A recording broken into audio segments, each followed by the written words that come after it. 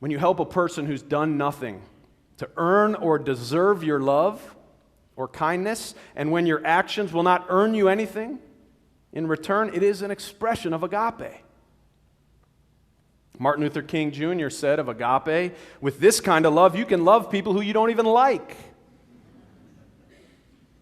He said that he did not like the people squirting him with fire hoses and attacking him with dogs, but he knew that he must love them in order to build a world worth living in order to live a life worth dying for, and in order to maintain his own humanity. When asked by fellow civil rights protesters in Birmingham why they should accept the violence being perpetrated against them without fighting back, Dr. King answered, "We did not come to Alabama to fight or to hate. We came here to love the hell out of Alabama."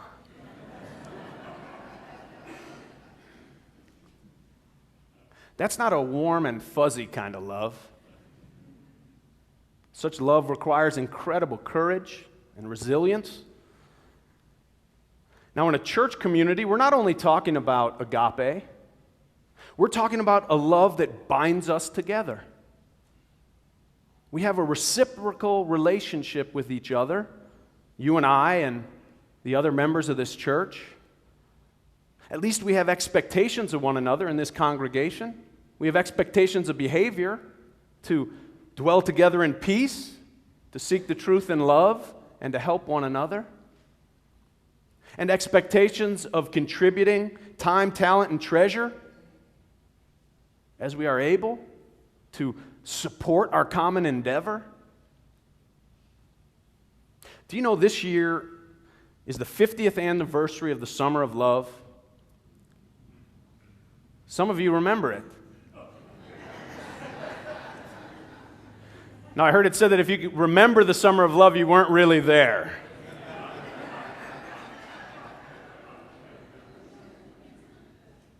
I was reminded by a colleague recently that at Woodstock, I don't think there were too many constraints put on people's love.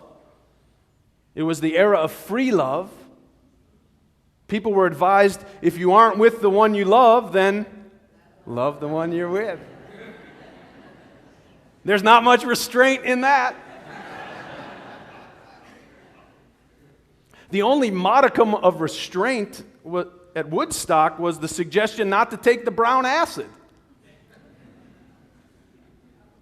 And that was just a suggestion. In other words, there were no ties of love. Such free love might feel good in the moment, but it certainly doesn't give someone's life dignity, meaning, worth, and joy. Well, maybe joy. A fleeting joy. But that's not really joy, because joy isn't a fleeting feeling or emotion. Joy is a state, a spiritual state. Joy involves a deep and abiding well of satisfaction that remains even when our emotions might be happy or sad or depressed. Joy is a spiritual state, not an emotion. So let's talk about the ties of love and the constraints of love, and how, in fact, these bonds open rather than close the gates of freedom. Legal constraints, laws, extend our freedom, right? Laws allow us to walk freely and safely, to start businesses and own homes. Agreeing to legal constraints, in fact, enlarges our freedom. And it's the same with the ties of a church. By agreeing to the ties that bind us, we're able to teach our children to be free religious thinkers. Some people mistakenly think that by giving their children no religious upbringing, that they are giving them the freedom to think religiously. Well, this is a mistake. By not providing a child religious instruction, what a parent is really doing is allowing their child to learn the ways of religion haphazardly.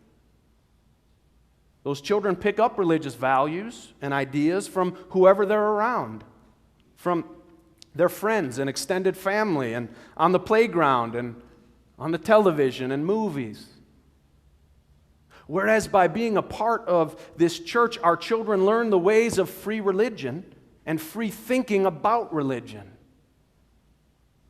The bonds of community don't limit, they expand our children's freedom. And this community gives us a place in Tulsa that promotes freedom in worship and in classes and discussions on important matters of religion and life. Our bonds open the doors to freedom. And let's face it, alone we cannot be much of a force for good in the world.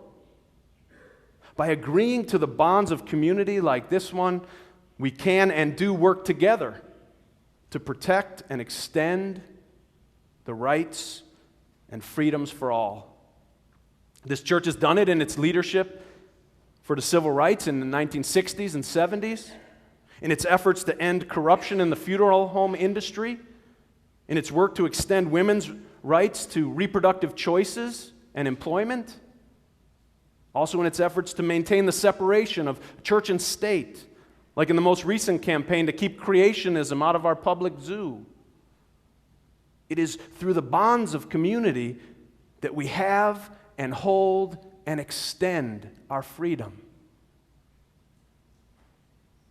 Now, it's easy for free thinkers to confuse constraints with lack of freedom.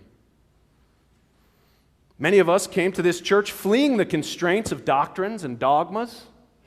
We came here to break free of fear and coercion and guilt.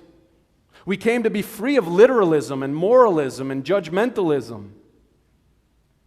But sometimes in fleeing from these particular constraints, we lose our perspective on the value of living with constraints. We lose our understanding of the benefits of the bonds of community and the ties of love. Freedom is not about living without constraints.